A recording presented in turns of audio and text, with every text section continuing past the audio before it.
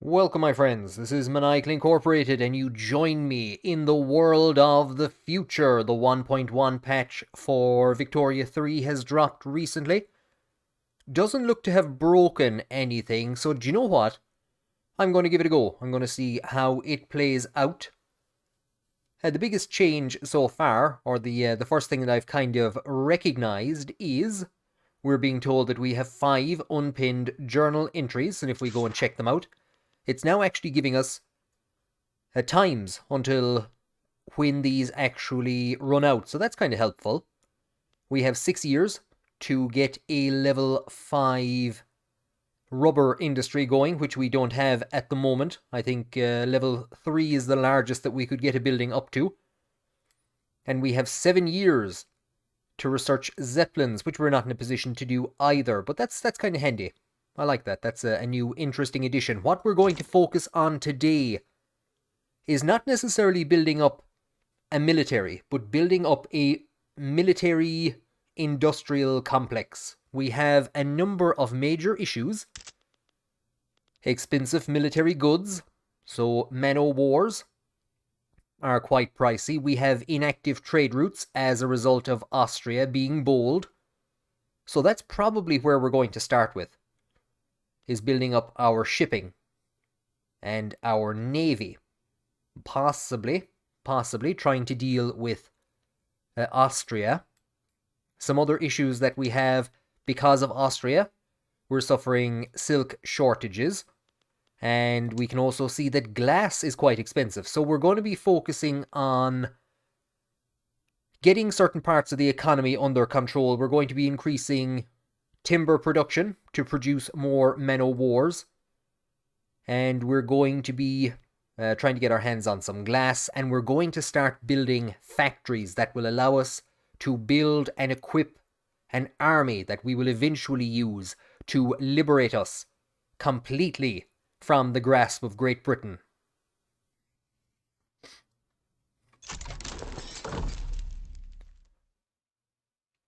Well, this was something I was thinking might happen on the 1.1 patch, which is another reason that I started on it. We have a peace treaty. I'm not too sure if anything has actually happened, but we've seen that war with Austria has gone on. I've no idea at this stage. It had been at 0% enthusiasm for either of the two sides for the best part of a decade and a half. Peace has finally been signed, so I think the 1.1 patch is going to start sorting out things like this. So we have peace. That's going to sort out some of our shipping issues, especially our silk problems. I've set up a spate of buildings to be built. We can see some of them are getting done very quickly, so we're going expanding the construction sector in Ireland. And the other thing that I forgot, of course, is that we're also attempting to enact secret police to deal with those rebels, those pesky divils who are trying to overthrow the state. As the secret police law gains traction, many of our people have expressed concerns about the division that's going to be set up to monitor their Twitter accounts. We could say that they have a point. There would be increased support for the Preserve No Home Affairs, and the intelligentsia would get an extra +2 interest group approval. I think we're going to say they have nothing to worry about. So there's going to be some increases to the enactment chance success. However, we will see some radicalism amongst the intelligentsia. The results of the election are in, and I'm not going to lie, that's a bit of a surprise. The Communist Party has gotten 33% of the vote. And of course, the Communist Party is made up of the intelligentsia, who are very angry. This is the new politics screen, or the new legitimacy bar that's been introduced by the 1.1 patch. I have seen a couple of videos. I know One Proud Bavarian said there's a lot of work that needs to be done to this section just yet. It's telling us that we are basically an illegitimate government because of our low level of legitimacy. Government ideology penalty at the moment is -51. So I think this might be the fact that we have laws that go against the wishes of the people that we have in power. I'm not actually entirely too sure. If we try to reform the government, I've been kind of messing around in here at the moment trying to figure out what's going on in here. So this is our government at the moment, and this is where it is. If we get rid of the Conservatives, our legitimacy will actually go up. And if we bring in the Liberals, it will tank to 0. However, if we bring in the Conservatives as well as the Liberals, it will go up. If we bring in all the people that are happy with us, we're almost unacceptable. And then if we try and bring in... I know this is one of the problems that one pro-Bavarian had, is that if you just add everyone, the legitimacy goes way up. Now, we can't confirm that because the intelligentsia hates me, and the rural folk hate me, and the landowners, oh no. We can confirm with the landowners, though. So basically everyone except the Communist Party. As long as we just leave the communists out. A unified government to keep the communists isolated. We're not going to go with that. That's a bit much. What a strange opposition we are going to have. The trade unionists, the intelligentsia, the rural folk, and the landowners. The landowners, I think, are going to sit rather awkwardly in that grouping, but we're going to add the petty bourgeoisie for now in an attempt to increase legitimacy some small bit. I think we're also getting -5 from high income taxes, so that's going to encourage us to bring those down again a bit. And then it gives us effects like additional radicals per month. So for now, we're going to confirm this minor change to the government. We're going to add the Liberal Party. And I think this is a massive strike against the regime that we have at the moment, especially as we are seeing the growth in political movements to preserve no home affairs. We will push through home affairs, but the demands that we enact universal suffrage, and I think that is possibly something that we are going to have to move towards at the moment.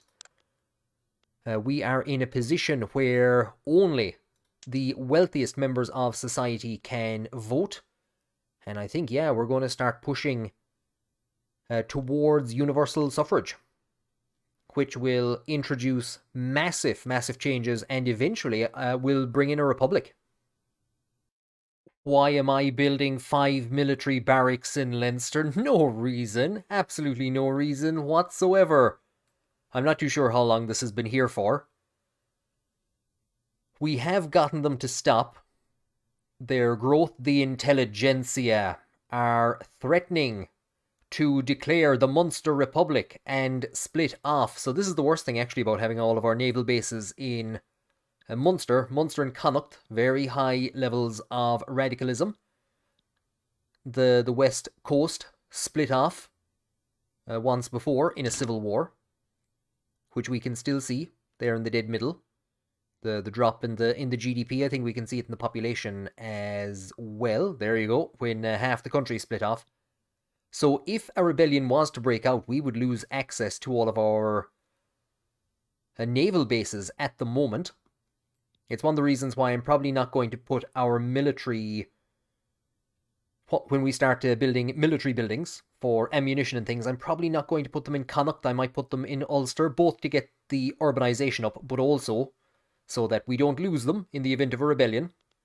It looks like we're seeing an ever so slight decrease, and hopefully we'll be able to get the secret police through. Because of the recent expansion of our army to deal with the threat of a rebellion, military wages have gone up, and we are now making a loss, a weekly loss.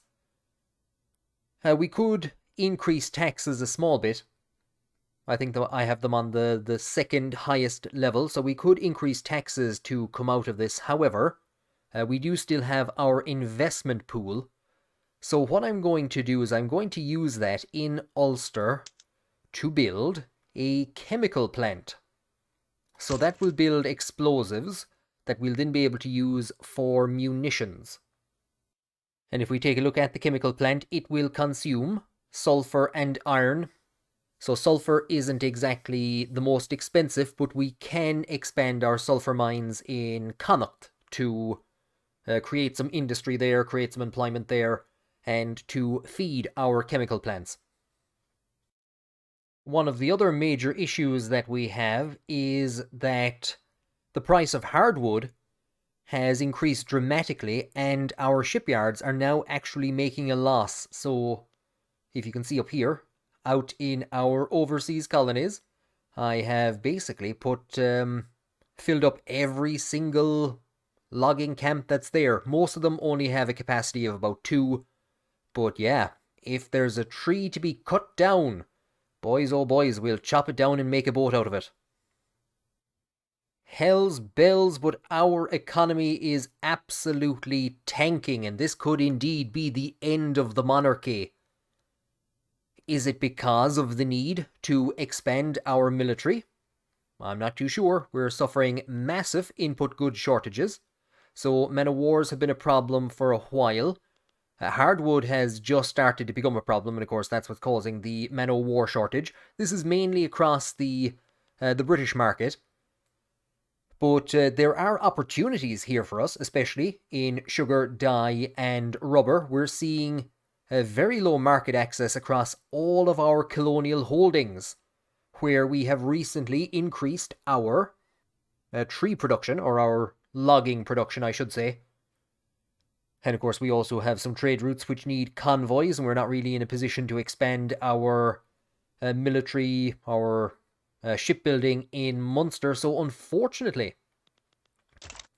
with things getting worse after building a number of lead mines here in Leinster to expand our glassworks, so we can see that there's now a shortage of dye for the glassworks in Leinster, but there was a very hefty demand for lead there for a while. Where is that after going to? So we can see there buy orders are 1,700, sell orders are 1,300. So what we're going to do, unfortunately, I thought these days were gone. Look at that. Problem solved. So for a short while, I think our attempts to institute Home Affairs continued, even though our government was illegitimate. Now, however, it has, at least for a while, it has stopped completely. So there is no progress on instituting Home Affairs. What we're going to begin to do is we're going to take a look at, oh, this might take me a while.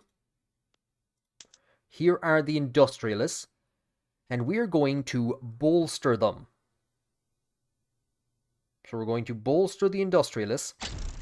So that took about 200 authority. We're going to bolster the industrialists. They are Republican. So here is the monarchy's attempts, basically, to stave off a revolution and add to its ability to actually implement laws. The problem is the armed forces and the devout. They do have a good chunk of clout, however.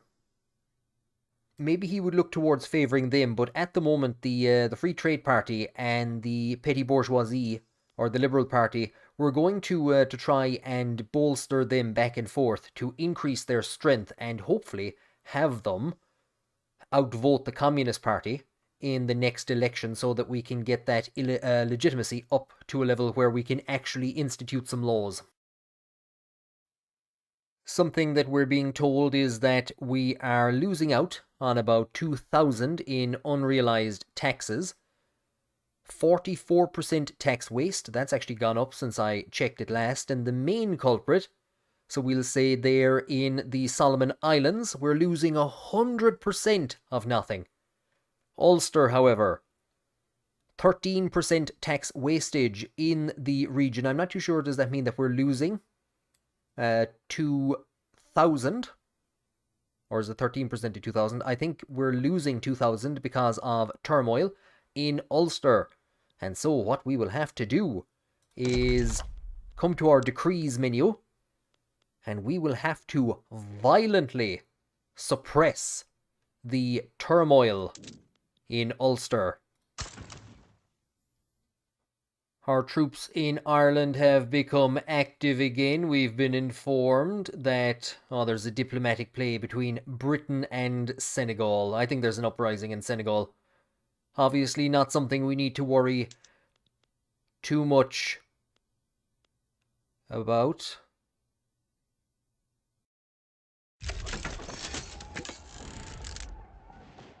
Well, what's after happening now?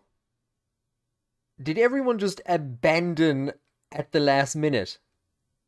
Because they were all favouring, said, no, you got their hopes up.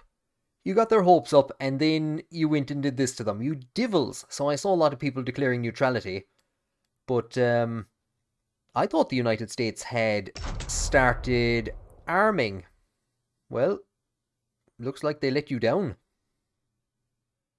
We've just managed to research automatic bottle blowing, which will require a lot of oil if we want to add that to our glass factory in Leinster, so we'll hold off on that. We have two interesting options. Art silks to deal with the massive problems that we have trying to actually get silk for our clothing industry. The other one would be, was it pneumatic tools I was looking at, to increase hardwood output.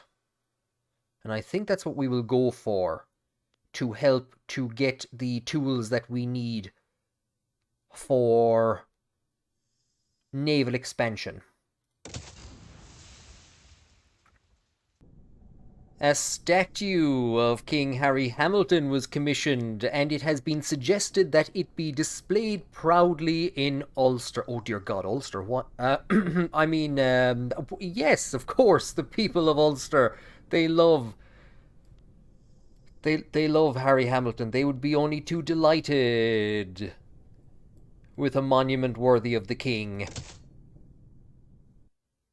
If we take a look at the performance of the poorest people in our society, they're impoverished, but they're paying 13% below the base price on average. They're paying well over on wood, on glass. We won't say well over on clothing. Electricity, that's a big problem. We're trying to deal with that at the moment. So, in all fairness, things aren't going too bad. We're the 21st in the world on average. People are paying 16% under. So glass and clothing would be the big problems. Predominantly glass. That's not too bad. So things are going, the standard of living is solid. 313,000 radicals from the standard of living. 109 from buildings. 81 from political movements. I can understand that. 430 minus 430 from an increase in the standard of living. So we're getting a lot of radicals, and that is leading to further tax wastage in Leinster and in Ulster. So even though we're actually managing to build the economy quite successfully and start pushing ourselves out of debt, so even as we're dropping our interest payments, they've dropped by about 1,000, we're still actually losing money because we're losing tax from areas in which we're seeing radicalism.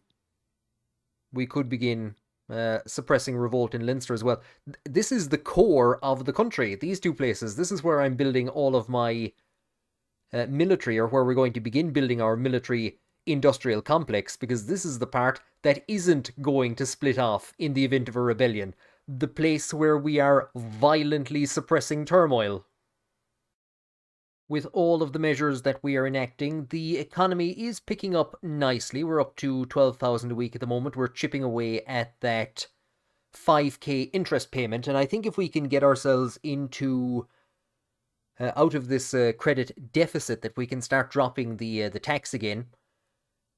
But the demand for electricity is so great and keeps growing in our logging camps because we have a desperate need for hardwood and timber at the moment, that I think we're going to have to, and we have begun to do so, we're going to have to build a second power plant, and we're building it in Ulster. We are at 495 urbanization, so we need 5 more points to get up to an urban centre of 5, and then we should get that journal entry. I'm expanding my logging camps in Irish Celebes, and something I haven't looked at in a while, expanding the paper mills in Connacht to keep our government spending down. So where's that gone to? So paper and clippers, they are our 2 big demands at the moment, and of course we haven't been able to do anything with clippers in quite a while. We're making most of our money off of men o' wars. We could look at going back to just military shipbuilding.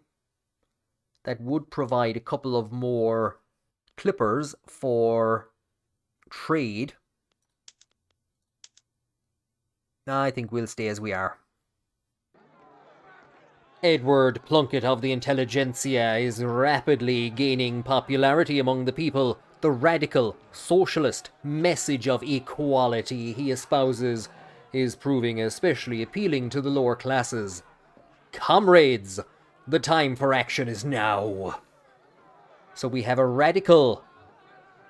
He gets socialist demagogue for 2 years, plus 50 popularity, and plus 10% of the lower strata of pops in Ulster become radical. Ulster is a hotbed of revolution. In Leinster, we're being told that we have decreased access to the market as a result of our infrastructure usage. So what we could do is we could expand the port. That's going to use clippers, and we're kind of in a bit of a problem trying to make those at the moment. I won't say we're in a problem, but something that I do actually want to do is to begin creating railways, both to actually create transportation, but also just to see what railways look like on the map. Well, what's going on over here? I saw something about revolutionary America popping up. Oh, Lord. Well, at least they got the stars in there. Don't you be putting ideas now into Edward Plunkett's head. It was the Declaration of Independence in the United States that put ideas into the heads of Irish revolutionaries like Wolfe Tone at the end of the 1700s, so possibly the success of revolutionary America might start putting ideas into the heads of our own revolutionaries. I had intended a slow move away from the monarchy towards a republic. It's entirely possible, with the way that events are happening, that we might instead see a rapid shift from the monarchy to a red state. The rise of communism in powerful countries like Prussia has become a talking point in the Conservative Party election campaign, which we're just a couple of days out from, warning against a similar homegrown movement. It is no secret that the communists seek an international revolution. Dublin streets will not run red with blood or otherwise. 30% momentum to the Conservative Party, or the international workers' movement cannot be stopped by parliamentarians. Irish relations towards Prussia will improve by 20, and we will see plus 10% momentum added to the Labour Party.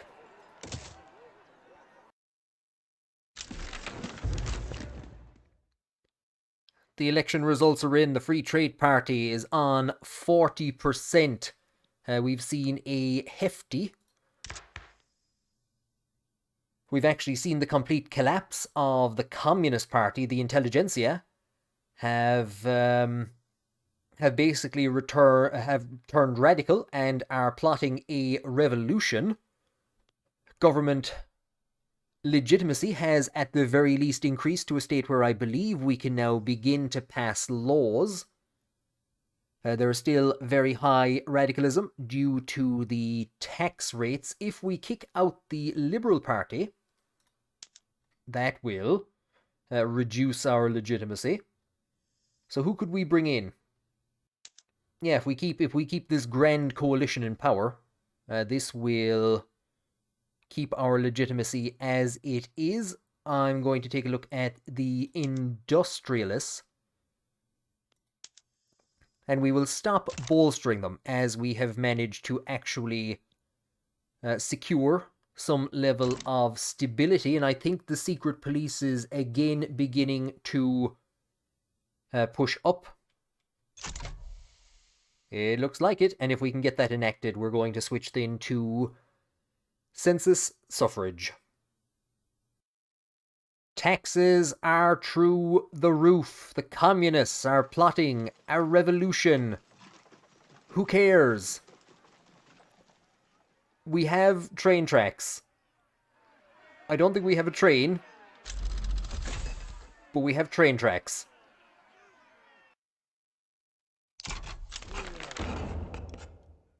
The secret police have been instituted, +2 max Home Affairs institution investment. Enables the Home Affairs institution, so it's going to take a chunk out of our bureaucracy, which is something we haven't had to worry about in a while. The intelligentsia are now radicalized, even more so than they already were. We're at 2.3 million radicals out of a population of 7.7.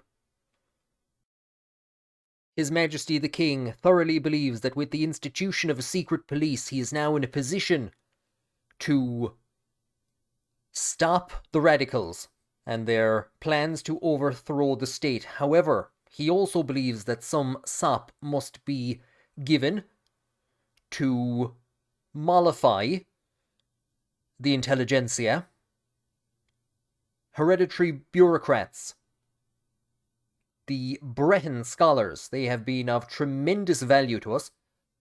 First of all, getting us out of the bankruptcy that we suffered at the creation of an independent, semi-independent Irish state. Unfortunately, of course, the landowners have completely fallen away out of government. His Majesty does not want to move against the devout. There's a couple of things there that could keep the intelligentsia happy. And instead, what we're going to do is we're going to move towards appointed bureaucrats, back towards appointed bureaucrats, which of course will give +25% political strength to the intelligentsia, and it will increase our taxation capacity. It is heavily supported by the intelligentsia. It's opposed by the landowners. It's also supported by the industrialists and the petty bourgeoisie, who are in our government. So we are going to move to enact appointed bureaucrats and bring the days of the Breton scholars to an end. We can see that support for the revolution has dropped to just 4%.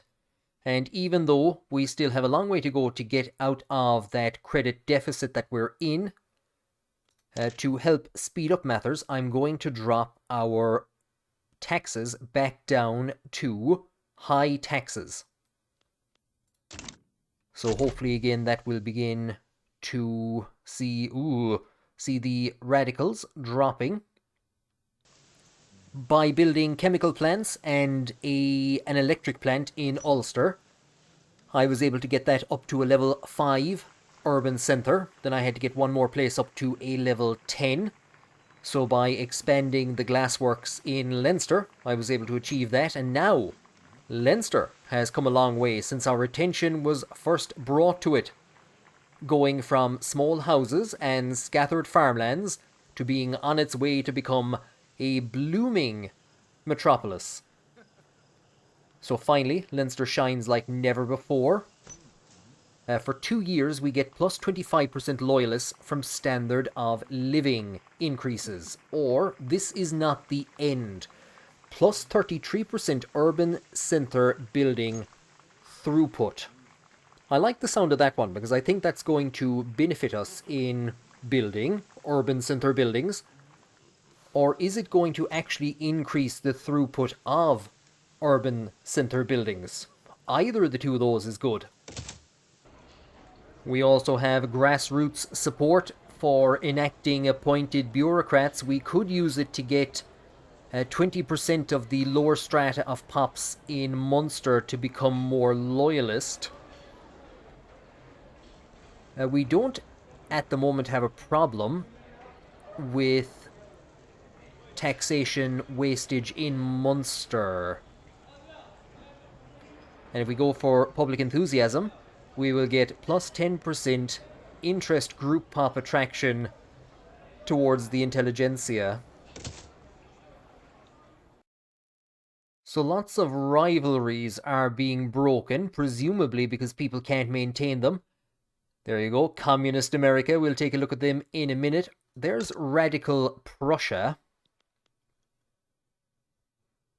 which is controlled by the trade unionists. Russian Congo has been established. We'll have to take a look at that as well. The Dixie, I say the Dixie chairman of Communist America, Ezekiel Badger,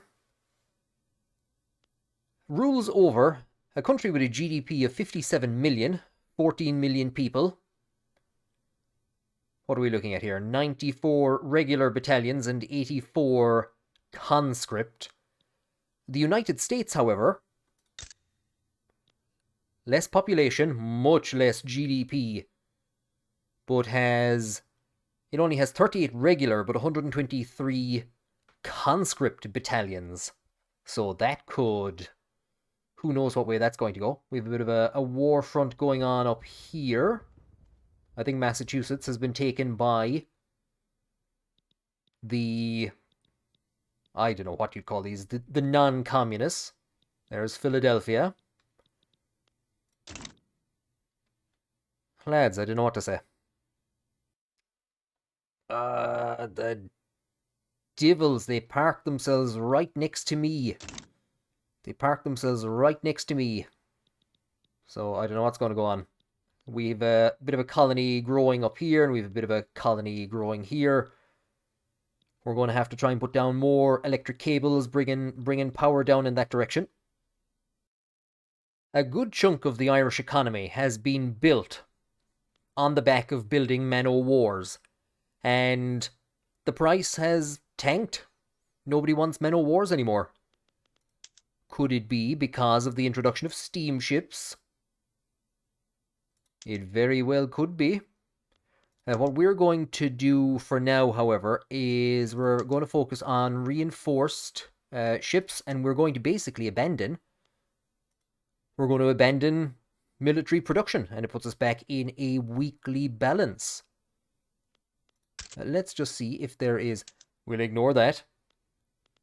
Expensive military goods. Yeah, it looks like the days of man-o'-wars are over.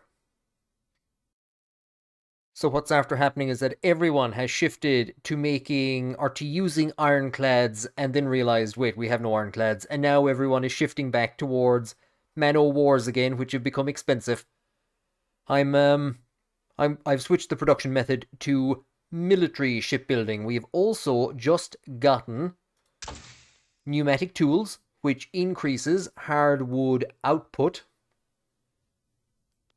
What do we want to go for? We're concentrating predominantly on our economy. I think we will now go for art silks. I mentioned a while ago about Ireland being inspired by the United States when it became a republic. That this idea spread to Ireland, and that Wolfe Tone was inspired by what happened there. Another place that inspired Wolfe Tone was France. Workers of the world united. And we can see down here, New Africa, which is, I'm not too sure how it was created, but it is currently at war with what little remains of France. And I actually believe that the United Syndicates of America are also becoming involved in this. Do you know what? They can still put together a hefty number of battalions, but yeah, the French are in a bad way. I don't even have time to click on things anymore. I got a pop-up that Scandinavia had declared the United States to be its rival. So I clicked on Scandinavia, and then revolutionary Scandinavia appeared. Well, at least they're not communists.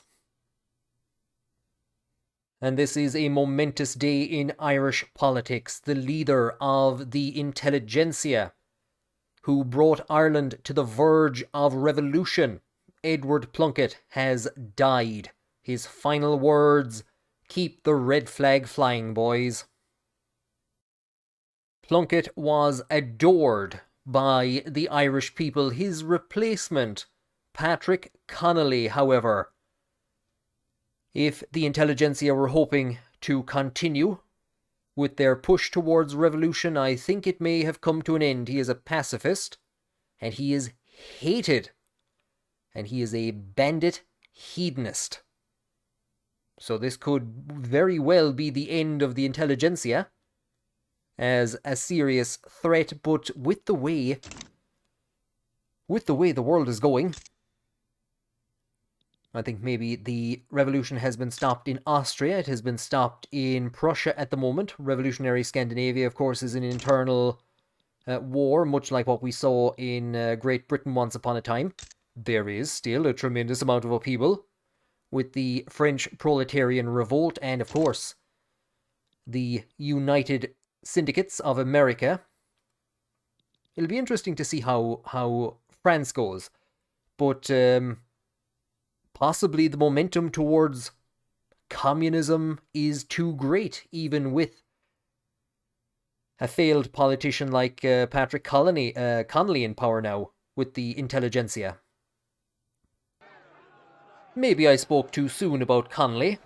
A new guard of intelligentsia bureaucrats are outshining the landowners in every aspect of their work. This is very encouraging for the efficiency of appointed bureaucrats. We could encourage the intelligentsia to join the civil service, and this will give them plus 10% interest group political strength and plus 10% enactment success chance. We're kind of caught between two rocks at the moment, the landowners and the intelligentsia. The landowners are kind of dragging us down. Are we going too far in one direction in our attempt to mollify the intelligentsia? Of course, with a pacifist in power, possibly this is somebody that His Majesty feels he can deal with better than Plunkett. We will encourage this new guard of intelligentsia to join the civil service. This is how bad I am with my geography. Am I right in saying this is Perpignan? Well, it has become the capital of a new independent country on the south coast of France, because they want nothing whatsoever to do with the communists. France has fallen to a coalition of trade unionists and the rural folk. This was something that I was holding off on doing. I didn't want to pretty much build every single industry in Ireland, but we're not really in a position to deal with its importation. It has dropped in price a small bit, but motors are going to be very important. And I'm going to build them, again, in Munster. I'm going to keep building stuff in Munster. Ford built a factory in County Cork, so that's where the motor industry is going. It's going into County Cork. There is, however, another suitable location. We could rebuild or reopen the DeLorean car works in Ulster. There's a fantastic banner of, I think it's the Union, the Union at DeLorean with a Smash the H blocks banner from during the 1980s, from the protests against the H block. So I'll put up a picture of that. But anyway, look, we're going to rebuild the Ford works in Cork, and you can see now that they'll be able to put trains on the train tracks, and there's one there. Look at it, carrying stuff up to Carlow. Follow me up to Carlow. And we have appointed bureaucrats. That took a while, and we've actually gone into a bureaucracy deficit for the first time in a very long time. I haven't been increasing my bureaucratic capacity anywhere. Oh, never mind. We're back out of it. Disaster averted. The landowners are now going to become radicalized, and we're going to see increased support for the intelligentsia, the industrialists, and the petty bourgeoisie. So the intelligentsia must be on an absolute high looking at what is happening around the world, in France and in the United Syndicates. One of the reasons that I have started building a motor industry is because, well, first of all, we're consuming motors in lots and lots and lots of places, including in our electric plants, and we still have a massive demand which we are not meeting. But we also have this branching out, provide rail transportation for our industries, and if we want to do that, we will need even more motors. We do now have this steam engine time, and if we can get any building to level 3 or greater for motor industries, so I'm actually going to start working towards that right now. Before we've even gotten the first one fully staffed. Possibly we might want to look at getting government administration. We'll put it up here in Leinster. So that will create even more support, I think, for the intelligentsia, most likely in Leinster. We're in a position, if it wasn't for the hefty investment that we have just taken on, especially in terms of the bureaucracy, we're actually in a position to cut the taxes down to a medium for the first time ever. So we're actually going to leave it there. We're almost completely out of debt. We're almost going to wipe out that interest payment. The investment pool is being powered tremendously, and something that I've noticed over the last few years, the turmoil in the world has done two things. It has returned Great Britain to its position as the preeminent nation in the world. Communist France is in second, the United Syndicates is in fourth, but elevated to the status of major power is Ireland. We still haven't managed to build any of the military capacity that I was hoping to get, any of the weapons production facilities which would help us to declare independence from Britain. The move to the 1.1 patch created a bit of turmoil. I think I created a bit of turmoil as well, so I can't blame it all on the patch. One way or another, we are going to start militarizing in future. I think I know the answer to this question, but I would be interested to see what chat would like to see going forward, what the comment section would like to see. Should Ireland remain as a monarchy? Should we become a presidential republic? Or should we follow in the path of France and the United Syndicates and move towards raising the red flag over Dublin? leave your comments below on the future course of the Irish nation that you would like to see. Thank you for joining me on this one. It was a bit of a hectic one. And hopefully, the next one will get a bit more industrial progress done.